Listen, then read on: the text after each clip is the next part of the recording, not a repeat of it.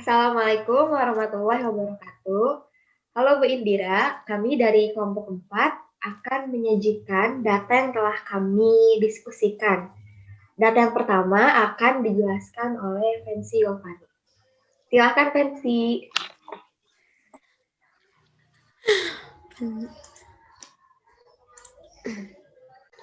Baik, menurut data yang saya temukan, kematian bayi pada tahun 2011-2017. Menurut data ini, jumlah angka kematian bayi atau AKB pada tahun 2017 turun dari 2 tahun sebelumnya, yakni tahun 2015 sebanyak 163 bayi dan tahun 2016 sebanyak 126 bayi, sedangkan untuk tahun 2017 berhasil mencatatkan angka kematian bayi sebesar 111 bayi dari 1.000 kelahiran hidup. Suksesnya program-program pemerintah untuk menekan angka kematian bayi agar selalu rendah. Terima kasih. Oke, Pensi, terima kasih atas data yang telah disajikan. Selanjutnya kita beralih ke Hadfia. Berdasarkan hasil riset Riskesdas Kementerian Kesehatan tahun 2018 menunjukkan bahwa terdapat 17,7% bayi usia di bawah 5 tahun atau balita yang masih mengalami masalah gizi. Angka tersebut terdiri atas balita yang mengalami gizi buruk sebesar 3,9% dan yang menderita gizi kurang sebesar 13,8%.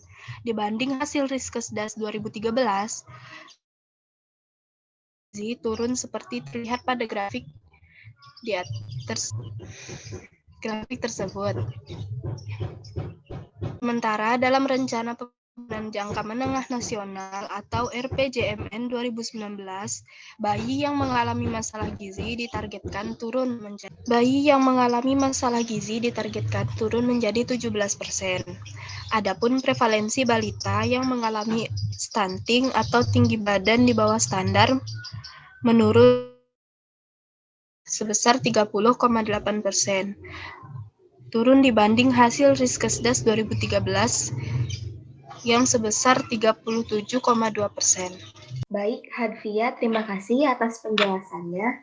Silahkan Hikmah. Baik, izin share screen ya.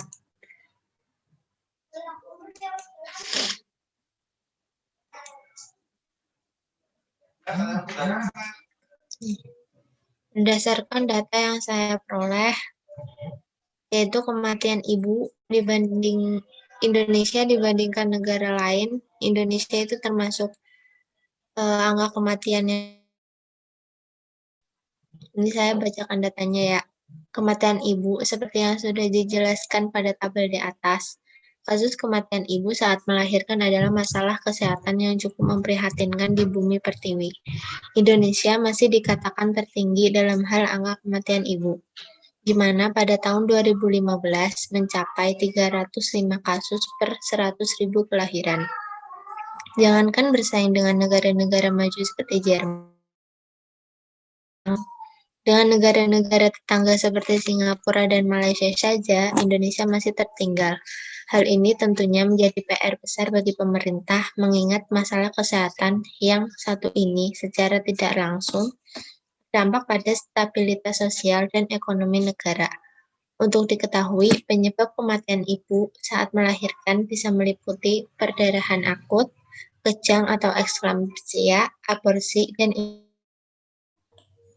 Oke, Hikmah, terima kasih ya. Selanjutnya Intan. Silahkan Intan. Ada juga data tentang masalah gizi. Datanya itu ada stunting pada anak masih menjadi masalah gizi utama di Indonesia. Selain obesitas, meskipun menurut riset kesehatan dasar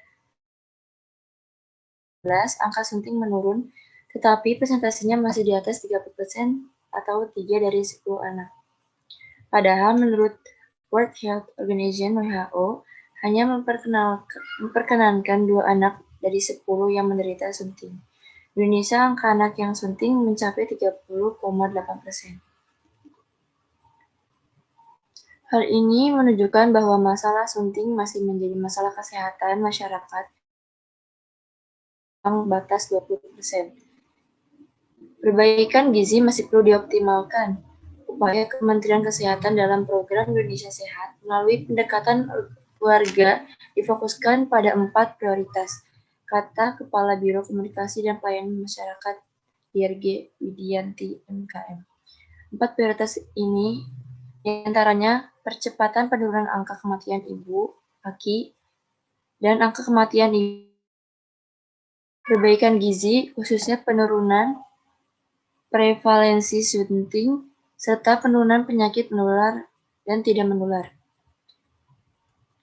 Sebab berdasarkan data Rinkesdas 2018, angka anemia pada ibu hamil meningkat menjadi 48,9% dari yang sebelumnya 37,1% Rinkesdas.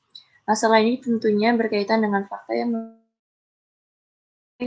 70-80% ibu hamil belum tercukupi konsumsi energi dan proteinnya. Terima kasih Intan untuk penjelasannya.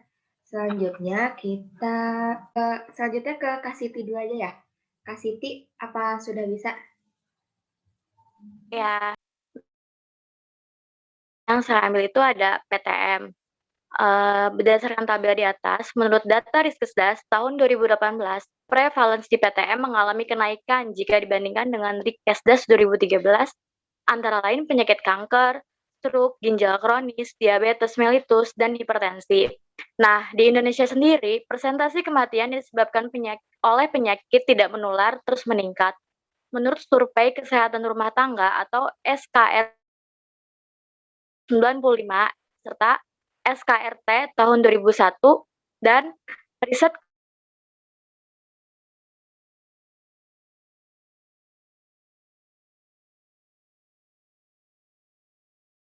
,9% dan 59,5% menurut Kementerian Kesehatan RI 2012.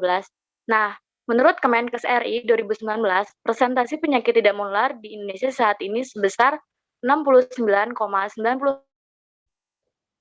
Kepala Badan Kependudukan Keluarga Berencana Nasional atau BKKBN Hasto Wardoyo mengungkapkan bidang kesehatan masih menjadi tantangan kependudukan. Ia mengatakan pengendalian penyakit di Indonesia kini mengalami kondisi yang sangat berubah dengan berbeda, yaitu terjadinya peningkatan PTM. Hasto mengatakan berdasarkan data dari WHO bahwa penyebab kematian tertinggi di Indonesia bukanlah penyakit menular. Nah, berdasarkan data penyebab kematian di Indonesia adalah penyakit tidak menular. Angka ini terjadi dari penyakit-penyakit kardiovaskuler, penyakit kanker, dan juga diabetes, juga penyakit-penyakit PTM lainnya. Baik, terima kasih Kak Siti untuk penjelasan datanya. Selanjutnya akan saya tampilkan data yang telah saya temukan. Di sini terdapat persentase anak yang mempunyai keluhan kesehatan dalam sebulan terakhir, menunjukkan peningkatan dari tahun 2018 ke 2019 dan penurunan pada tahun 2020. Secara umum, sekitar 3 dari 10 anak di Indonesia mengalami keluhan kesehatan dalam sebulan terakhir. Selanjutnya, persentase anak yang tinggal di perkotaan mengalami keluhan kesehatan lebih tinggi dibandingkan dengan anak yang tinggal di pedesaan. Jika dilihat menurut kelompok umur, semakin muda kelompok umur anak, semakin tinggi persentase anak yang mempunyai keluhan kesehatan dan mengakibatkan terganggunya kegiatan sehari-hari dalam sebulan terakhir. Bisa dilihat dari gambar data yang telah disajikan. Baik, karena semua data dari masing-masing anggota telah disajikan, kami memilih prioritas masalah yang telah kami diskusikan dengan menggunakan teknik non-scoring, yang dimana teknik ini dilakukan dengan adanya diskusi kelompok. Boleh di share screen lagi prioritas masalah yang telah kita pilih. Nah, kelompok 4 telah mendiskusikan prioritas masalah siapa yang akan kami pilih, yaitu yang punya Intan Nurul Aini. Kenapa kita memilih data dia menjadi prioritas masalah dalam kelompok kita? Karena telah dilihat dari data-data yang masing-masing anggota kelompok bagikan tadi, bahwa kebanyakan kami menjelaskan tentang kematian ibu, kematian anak, penurunan angka kesehatan, dan lain-lain. Dan data yang Intan sajikan sudah mencakup masalah-masalah itu semua. Jadi, kami memilih data yang Intan sajikan sebagai prioritas masalah dari kelompok 4.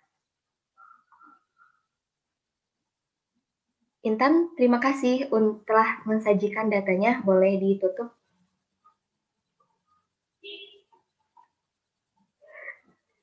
Baiklah, sekian dari kelompok kami atas diskusi dan presentasi datanya. Sekali lagi, mohon maaf apabila ada kesalahan. Wassalamualaikum warahmatullahi wabarakatuh.